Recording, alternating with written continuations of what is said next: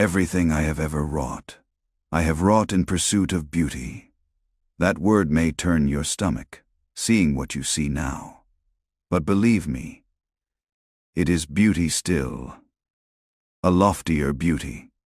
A truth that rises above the crude limits of bone and skin. My old name matters little. In the Imperium they once spoke of me as Master Artisan Kalian Vale, sculptor of the Phoebe Academium. I chiseled saints from marble, cast heroes in bronze, raised monuments to the Emperor's everlasting light. For 30 years my palms coaxed stone into visions of devotion. I was praised, lauded, given medals clipped to my breast, yet never once did satisfaction visit me. Stone resisted. It split, it flaked, it refused the exactitude of the forms that haunted my dreams. The Academium applauded my labors, but I saw only imperfection. Beauty trapped in unyielding matter. I began to wonder, why must I contort myself to cold rock? Why not work in truer, warmer mediums? Then the whispers came. They arrived first in sleep, soft as a lover's murmur, applauding my skill, lamenting my wasted providence. They asked, why bind your genius to lifeless marble? Why not carve in living flesh? Why work with chisels when you might shape with sighs and tremors? I told myself they were dreams. The voices would not be dismissed. They crept while I taught, while I preached to apprentices, while the Academium's sermons droned. Once my chisel slipped and cut a student's hand. The red bled across clay we were modeling, and in that flow I saw a beauty no stone could yield. That night I answered the whisper. My first subject was a vagrant nameless, unwanted, a woman barely 20 who begged for warmth. I told myself it was anatomy study, necessary practice.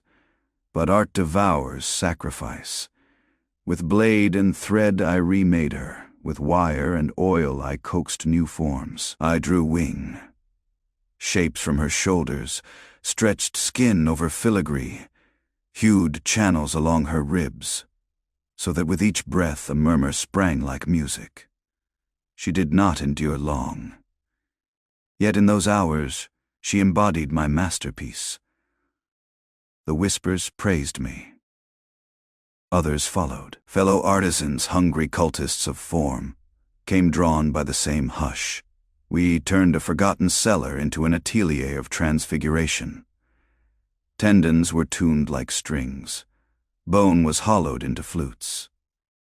We shared techniques feverishly, each eager to astonish the voices that now called themselves names. They belonged to her, the Lady of Perfection, the Sculptress Divine. Some call her Slaanesh. You recoil at that name. The Imperium will call me heretic, monster, abomination. They fear what they cannot sanctify. The ecclesiarchy insists beauty must be frozen, sanctified in the Emperor's stern face. But beauty writhes. It pulses. It screams. Do you wish to see? Of course. Your gaze slips to the veiled forms behind me. Those are my works. Allow me to remove their shrouds. This one was once a guardsman taken after his unit fled the field. See how I braided his arm muscles into strings, polished until they glint. When plucked, they sing. His heart is gone, but his veins keep a drumbeat of their own. And this, my dearest commission, a mother of 5 who begged me deliverance from hunger, I obliged. I opened her ribs into a cathedral of bone, each organ arrayed like relics upon an altar.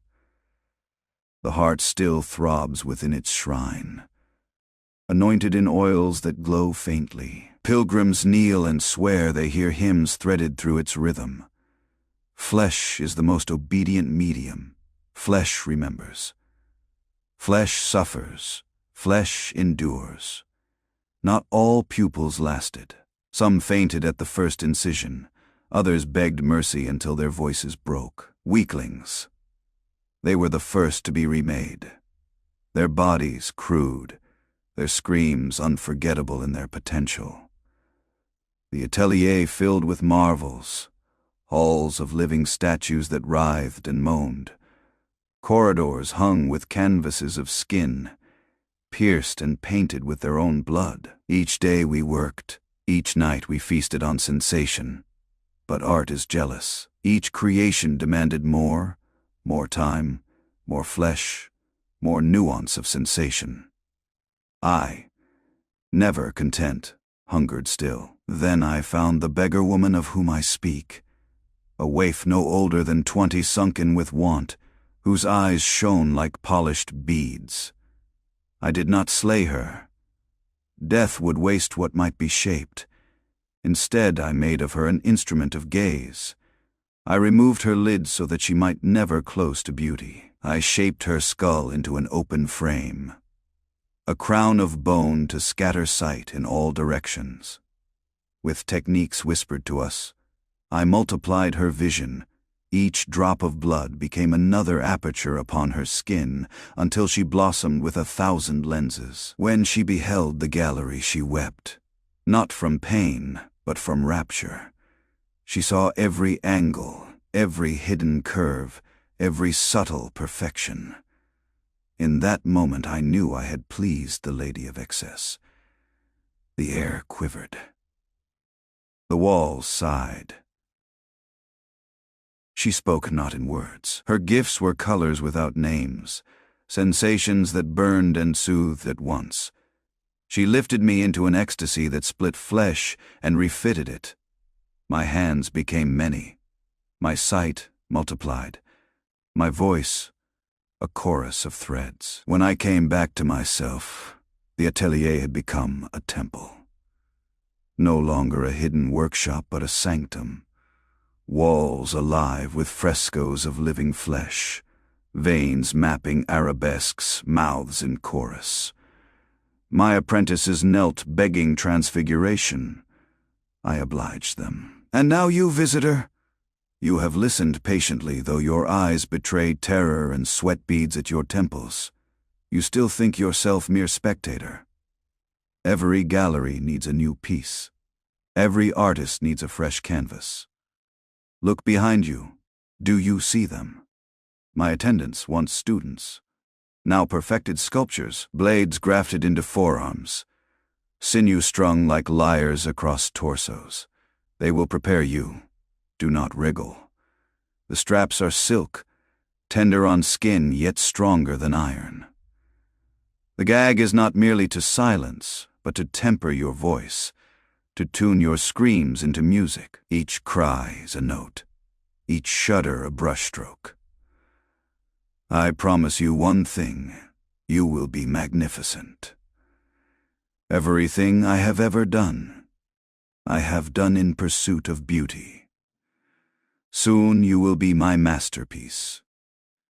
This has been Tales from the Ordo Redaceus. If you hunger for more Warhammer short horrors, be a good chap and press that like. Perhaps subscribe too. Good lad. If you object to that plea, set it aside.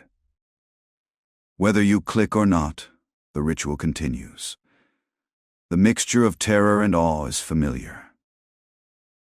I have watched it before. In those final seconds before the first incision, you will want to close your eyes and cannot. That paradox is beauty's secret. It binds even as it frees. When the blade first touches skin, you will think the moment pain. But pain is threshold. Beyond it lies revelation.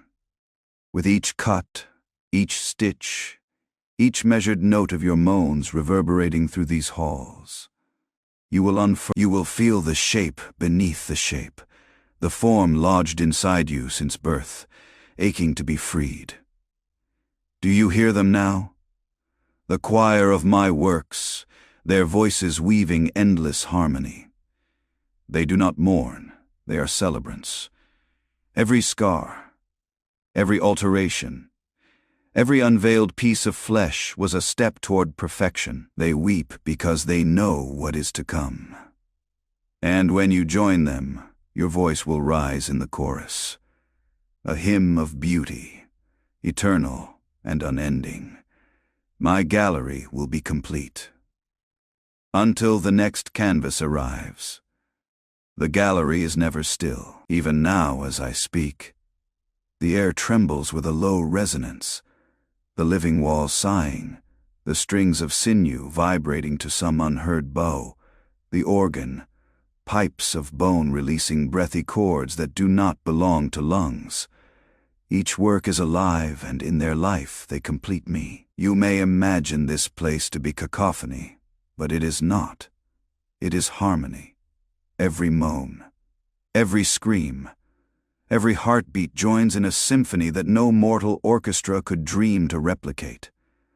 This is art unbounded, raw, divine. Do you know what the ecclesiarchy fears most? Not heresy, not rebellion. It is freedom of form. They build shrines of stone and claim the emperor's visage cannot change. But what is perfection if it cannot grow? The lady teaches otherwise. Perfection is never still. It evolves, it multiplies, it blossoms in infinite directions. Each incision is not destruction but revelation, a shedding of the crude shell to expose what the subject was always meant to be. Beauty, true beauty, is never finished. It is a wound that never closes. You tremble, and I understand. I trembled once before the first cut. Fear is the seedbed of transformation. Do not curse it, embrace it. In your fear, your senses sharpen. You will feel each stroke more vividly, hear each note of your own cries as though struck from a harp. In that heightened state, you will understand why marble was never enough, why clay and bronze are lies compared to what you are about to become.